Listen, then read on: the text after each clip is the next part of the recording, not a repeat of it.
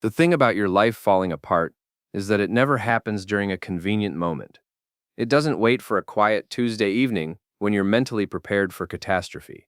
No, it happens during your 1-year-old daughter's birthday party, right between the cake cutting and the gift opening, when your living room is packed with relatives who already think you're a disappointment. I'm Tom Grady, 41 years old, project manager for a mid-sized insurance company.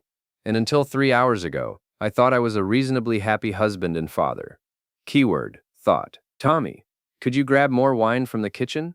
My wife Elise called out, her voice carrying that fake sweetness she reserved for public performances.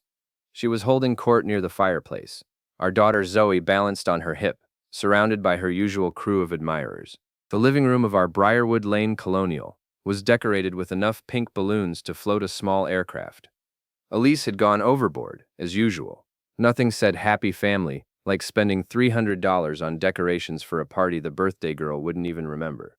I navigated through the crowd, dodging my mother Evelyn, who was already 3 glasses deep into the boxed Merlot. She shot me one of her disapproving looks as I passed. At 68, Mom had perfected the art of silent judgment. She'd never thought Elise was right for me, but somehow that had evolved into thinking I wasn't right for Elise. Tom's always been the weak link in this family, I heard her telling Mrs. Culpepper from next door. Elise deserves better than a man who can't even fix his own garbage disposal. I bit back my response. The garbage disposal worked fine. I'd fixed it myself last month. Thank you very much. In the kitchen, I found Kelly Martinez, Elise's best friend since college, refilling her wine glass. Kelly was one of those people who treated other people's drama like premium entertainment. She thrived on gossip the way plants thrived on sunlight. Oh, Tom, she said, her voice already slurred.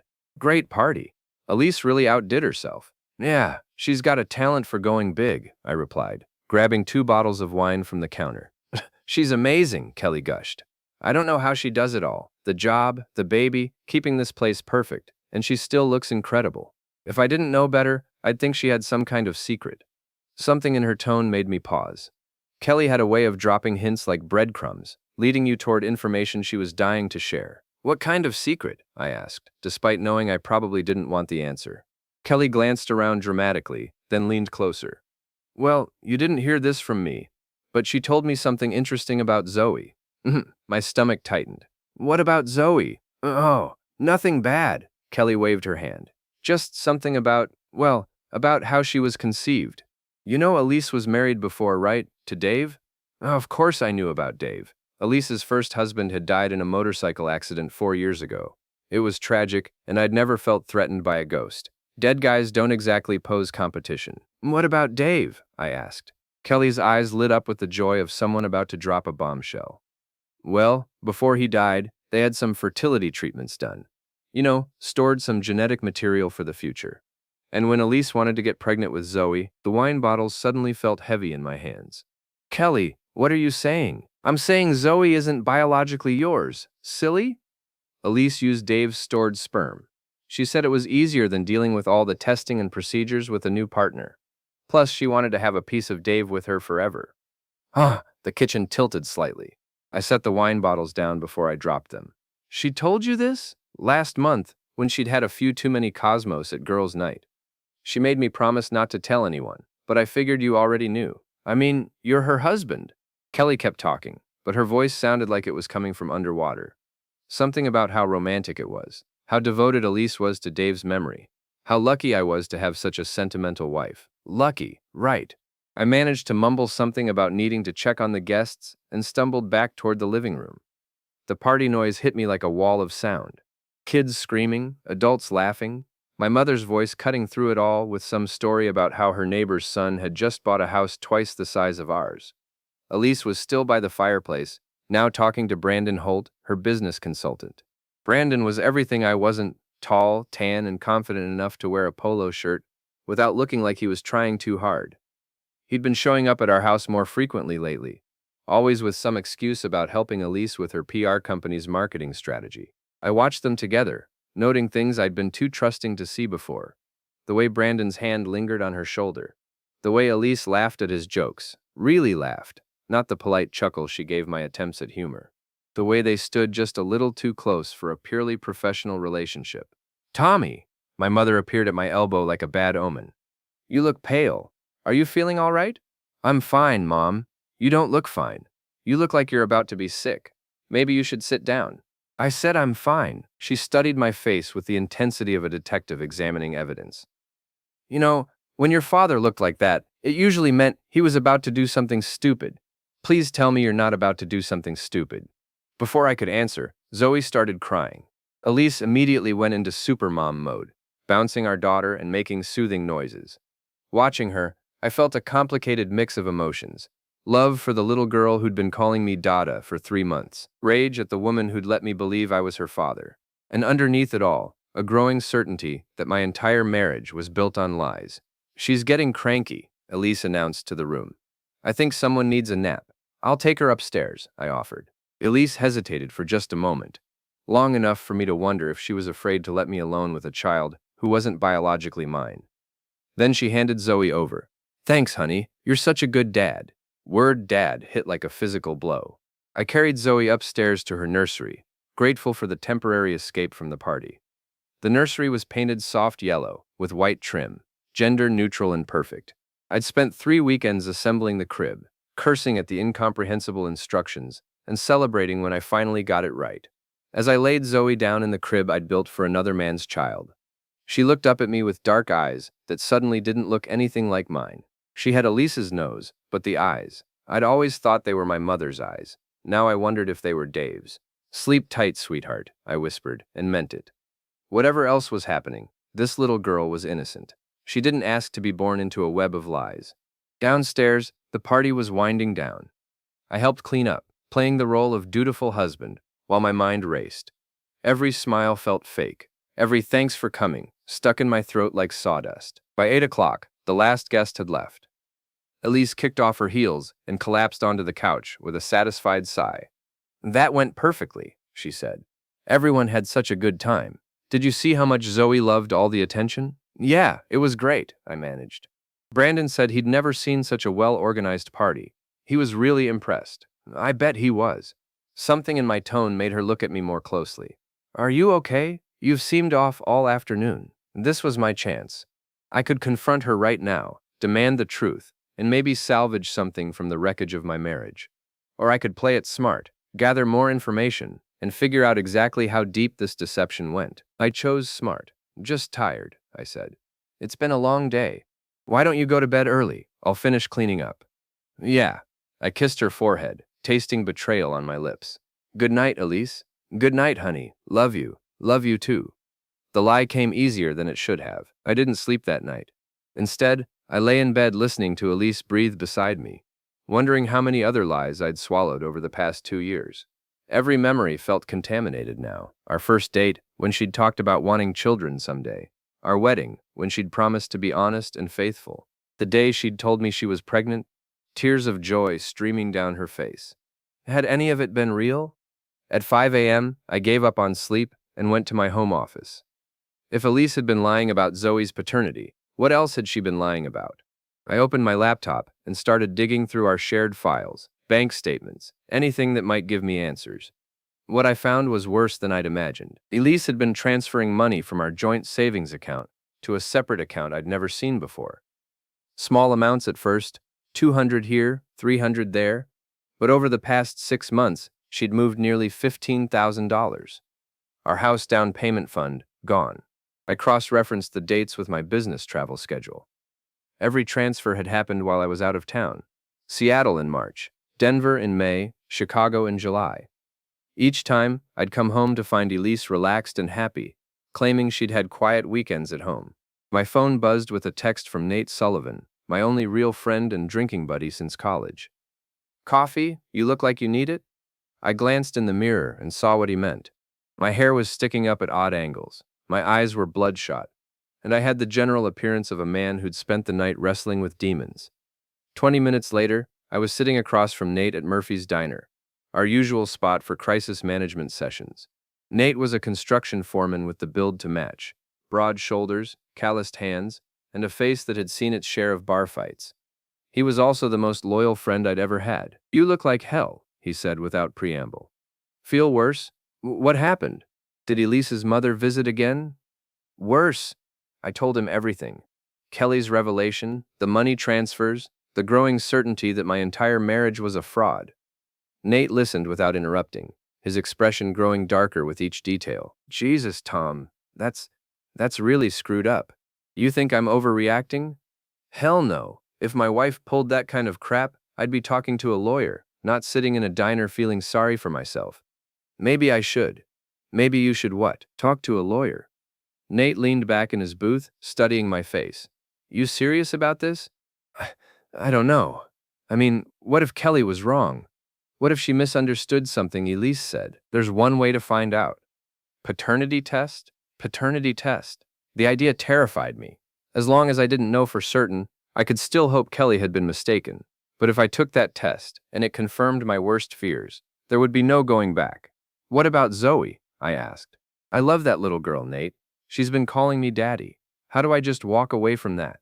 Who says you have to walk away? But you need to know the truth before you can figure out what to do about it. He was right, of course. I couldn't make any decisions based on secondhand gossip and suspicion. I needed facts.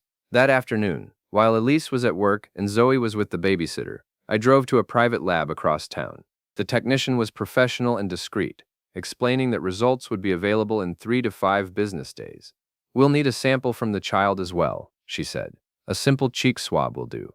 I thought about Zoe's trusting face, the way she reached for me when she wanted comfort. Taking that sample felt like the ultimate betrayal, but I had to know. That evening, while giving Zoe her bath, I collected the sample.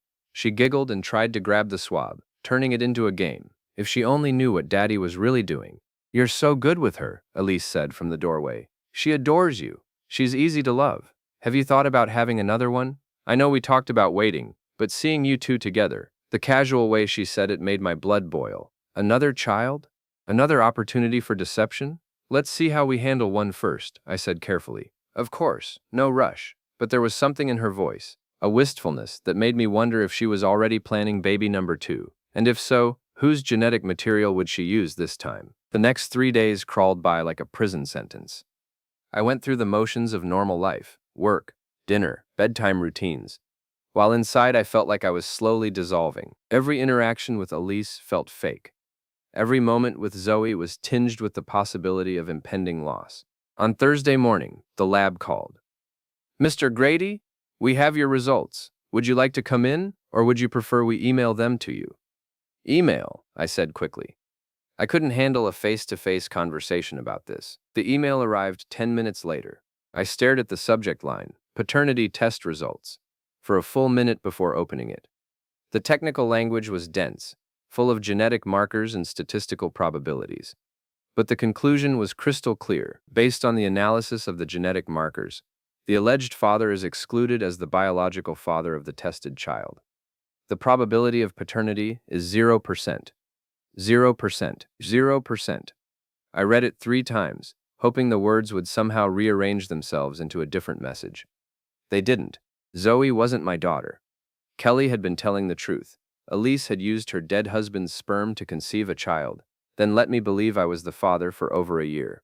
I sat in my office cubicle, surrounded by the mundane sounds of corporate life, keyboards clicking, phones ringing, the coffee machine gurgling, and felt my world collapse around me. My phone rang. Elise's name appeared on the screen. Hi, honey, she said cheerfully. How's your day going? Fine, I lied. Great. Listen, I was thinking we could try that new Italian place tonight. My treat. We could get a babysitter and have a real date night. A date night. A date night. She wanted to go on a romantic date while I sat here holding proof of her massive deception. That sounds nice, I heard myself say. Perfect. I'll make reservations for 7. Love you. Love you too. Another lie. They were getting easier. I spent the rest of the day in a fog, mechanically responding to emails and attending meetings while my mind raced through possible scenarios. Confrontation seemed inevitable, but the timing mattered. I needed to be smart about this.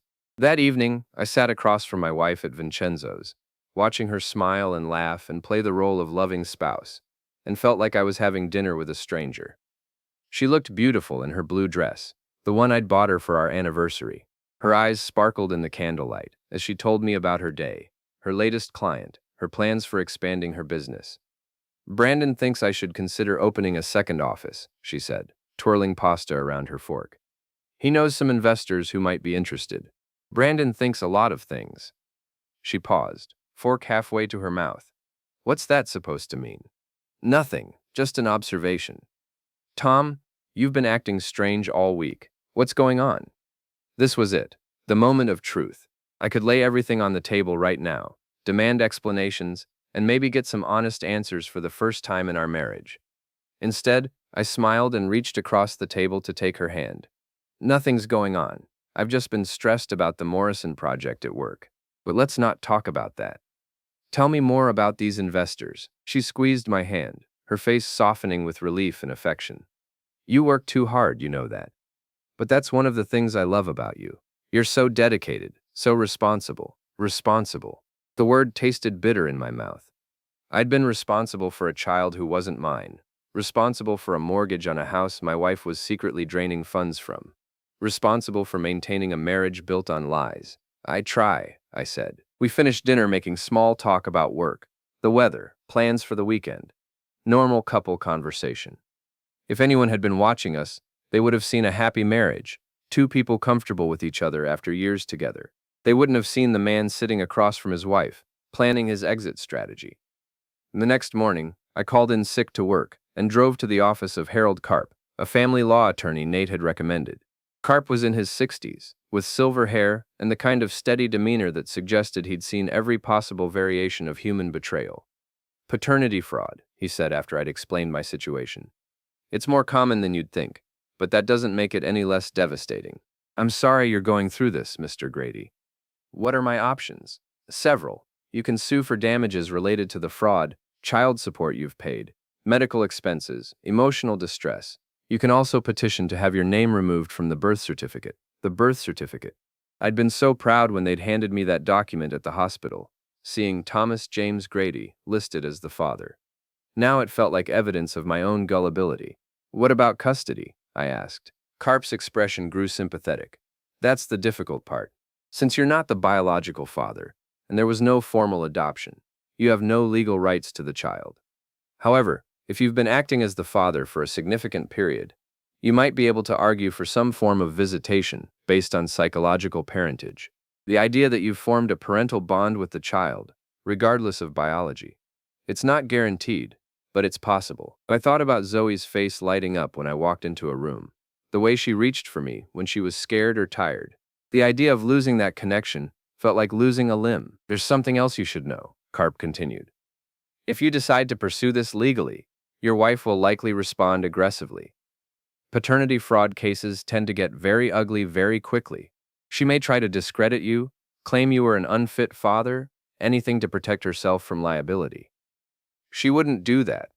Karp gave me a look that suggested I was being naive. Mr. Grady, your wife let you believe another man's child was yours for over a year. She's capable of more deception than you might think. He was right, of course. If Elise could lie about something as fundamental as Zoe's paternity, she could lie about anything. I left Karp's office with a retainer agreement and a heavy heart. I wasn't ready to file anything yet, but I wanted to be prepared.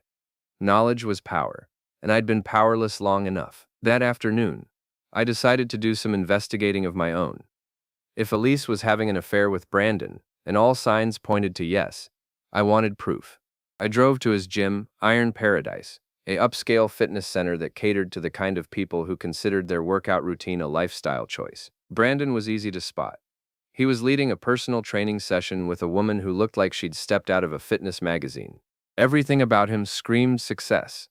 The expensive workout gear, the perfect hair, the confident way he moved through the space like he owned it. I watched from the parking lot, feeling like a stalker, but unable to look away. This was the man my wife preferred to me. This was Zoe's real father's replacement in her mother's bed. My phone buzzed with a text from Elise. Working late tonight. Don't wait up. Love you. Working late. Right. I followed Brandon when he left the gym at 7 p.m. He drove to an upscale apartment complex across town. Definitely not the direction of our house. I parked across the street and watched him use a key to enter the building. Either he lived here or he had access to someone else's apartment. 20 minutes later, Elise's BMW pulled into the parking lot. There it was, confirmation of what I'd already suspected. I watched my wife walk into Brandon's building like she belonged there, and felt the last of my illusions crumble. I sat in my car for another hour, part of me hoping I'd misunderstood what I'd seen. Maybe Elise really was working late, and this was just a coincidence. Maybe Brandon lived in the same building as one of her clients. 9 p.m., they emerged together. Brandon had his arm around Elise's waist, and she was laughing at something he'd said. They kissed goodbye in the parking lot. Not a quick peck, but a long, passionate kiss that left no doubt about the nature of their relationship. I drove home in a daze, my hands shaking on the steering wheel. When I got there, I found Carla, our babysitter, watching TV while Zoe slept upstairs. Mrs. Grady said she'd be working late, Carla explained. She asked me to stay until you got home. Thanks, Carla. I'll drive you home. On the way to Carla's house, I found myself asking questions I probably shouldn't have. Has Mrs. Grady been working late a lot recently? Carla shifted uncomfortably in the passenger seat. Well, sometimes. She's very dedicated to her business. Have you ever met Brandon? Her business consultant? Oh yes, Mr. Holt. He comes by the house sometimes for meetings. He's very friendly. I bet he is. These meetings, do they happen when I'm traveling? Carla was quiet for a long moment. Mr. Grady, I don't think I should. It's okay, Carla. I'm not asking you to betray any confidences. I just want to understand my wife's work schedule better. He has stayed for dinner a few times when you were out of town. Mrs. Grady said it was easier to work through business matters over a meal. Dinner. In my house. At my table. While I was in Seattle or Denver or Chicago, earning money to support a family that apparently belonged to someone else. Did he ever stay late after these dinner meetings? Carla's silence was answer enough. I dropped her off and drove home through empty suburban streets, past houses full of families I'd once envied for their apparent happiness. Now I wondered how many of them were built on lies like mine. Elise was already home when I arrived, sitting on the couch in her pajamas, scrolling through her phone. How was your evening? She asked without looking up. Quiet. How was work? Exhausting. The Peterson account is turning into a nightmare, but Brandon has some good ideas for salvaging it. More lies, delivered with the casual ease of long practice. I wondered if she even remembered what the truth looked like anymore. I'm going to bed, I said. I'll be up in a few minutes. But when I woke up at 3 a.m., her side of the bed was still empty. I found her downstairs, talking quietly on her phone in the kitchen. I know, but it's complicated, she was saying. He doesn't suspect anything, but we have to be careful. I can't just leave him right now. The timing isn't right. Yes, I know what I promised. Just give me a little more time. She hung up when she saw me in the doorway. Couldn't sleep? She asked brightly. Bad dreams. Who was that? Kelly. She's having a relationship drama again. You know how she gets. Another lie. Kelly's voice was nothing like the deep male voice I'd heard responding on the other end of the line. At 3 in the morning?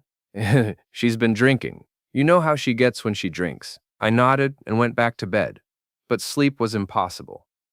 I lay there listening to Elise move around downstairs, making more quiet phone calls, probably planning her next move in whatever game she was playing. By morning, I'd made my decision.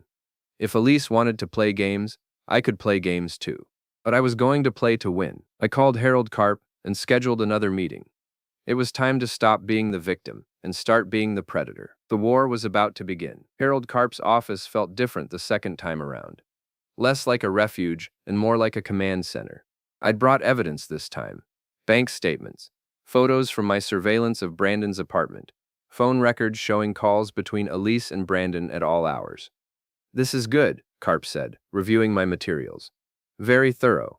We can definitely establish adultery, which strengthens your case for damages. What kind of damages are we talking about? Child support you've paid, medical expenses, the emotional distress of being deceived about paternity. Plus, if we can prove she was using marital assets to fund her affair, hotel rooms, gifts, dinners, we can go after her for dissipation of marital property.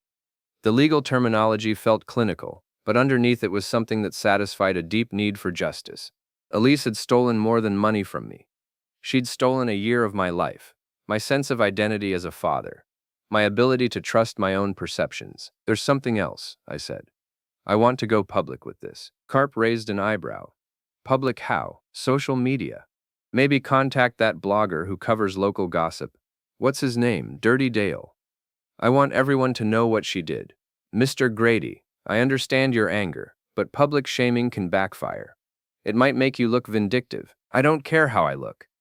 She humiliated me by letting me believe another man's child was mine. She humiliated me by having an affair while I was working to support our family. Turnabout is fair play. Carp leaned back in his chair, studying my face. You've changed since our last meeting. I've stopped being naive. All right, but we do this smart. No accusations we can't prove, nothing that could be considered defamatory. We stick to facts and let people draw their own conclusions. I left Carp's office with a plan and a timeline. First, I'd file for divorce and removal of my name from Zoe's birth certificate. Then I'd launch my public campaign. By the time I was done, everyone in our social circle would know exactly what kind of person Elise Grady really was. But first, I had to get through my mother's birthday dinner. Evelyn Grady had always been a force of nature, opinionated, judgmental, and utterly convinced of her own righteousness. At 69, she'd only gotten worse. The family dinner was a monthly tradition I'd been dreading since discovering the truth about my marriage. You look thin, Mom announced the moment I walked into her dining room. Isn't Elise feeding you? I'm fine, Mom. You don't look fine. You look like you've lost weight. And what's wrong with your hair? It's sticking up in the back. Elise arrived 20 minutes later with Zoe and a store-bought cake she'd probably picked up on the way over. She looked radiant in a yellow dress that brought out her eyes, and I felt the familiar stab of attraction followed immediately by revulsion. Sorry we're late, she said, kissing my mother's cheek. Traffic was terrible. More likely, she'd been with Brandon. I'd noticed she'd started being late to everything lately. Dinner was the usual ordeal of my mother's criticisms, disguised as concern, and Elise's performance as the perfect daughter-in-law. They'd always gotten along better than Elise and I did, bonded by their shared belief that I was somehow failing to live up to my potential. Brandon thinks Tom should consider changing careers, Elise said over dessert. He knows people in sales who make twice what Tom makes in IT. Brandon thinks a lot of things, I replied. Don't be defensive, Tommy, Mom said. Brandon sounds like a smart man. Maybe you should listen to him. I looked at my mother, this woman who'd raised me, changed my diapers, driven me to Little League practice, and felt something cold settle in my chest. She was taking the side of a man she'd never met over her own son. You know what, Mom? You're right. Brandon is a smart man. He's smart enough to sleep with another man's wife while that man pays for his child's diapers. The silence that followed was deafening. Elise went pale, her fork frozen halfway to her mouth. Mom's eyes widened in shock. What did you just say? Elise whispered. You heard me. I know about Brandon. I know about the apartment across town. I know about the dinner meetings while I was traveling. I know about everything. Elise set down her fork with shaking hands. Tom, I think there's been a misunderstanding. No misunderstanding. I saw you kiss him in the parking lot. I heard you on the phone at 3 a.m. telling him to be patient, that the timing wasn't right to leave me yet. Tommy, what's gotten into you? Mom demanded. This is no way to talk to your wife. She's not my wife, I said calmly. Not in any way that matters, and Zoe isn't my daughter. I pulled out the paternity test results and slid them across the table. Elise stared at the papers like they were a poisonous snake. I know you used Dave's sperm, I continued. I know you let me believe I was Zoe's father for over a year. I know you've been stealing money from our joint account to fund your affair. I know everything, Elise. She started crying then, big dramatic tears that might have moved me a month ago. Now they just seemed like another performance. Tom, please, let me explain. Explain what? How you decided to build our entire marriage on a lie? How you let me fall in love with a child who isn't mine? How you've been screwing your personal trainer while I was working 60-hour weeks to support our family? That's enough. Mom slammed her hand on the table, making the dishes jump. I don't know what kind of midlife crisis you're having, but this is not the way to handle it. I stared at her in disbelief. Mom, did you hear what I just said? Your daughter-in-law has been lying to me about everything. Marriage is complicated, Tommy. People make mistakes. That doesn't mean you throw away your family. She threw away our family the moment she decided to use another man's sperm without telling me. You're being dramatic. So what if Zoe isn't biologically yours? You've raised her. You love her. That makes you her father. No, Mom. That makes me a dupe. I stood up and walked toward the door, but Mom's voice stopped me. If you walk out that door, Don't come back. I won't have you abandoning your responsibilities like this. I turned around slowly. My responsibilities? To who? To a woman who's been cheating on me? To a child who isn't mine? What about their responsibilities to me? Elise made a mistake. Elise made a choice. Multiple choices. Every day for over a year, she chose to lie to me.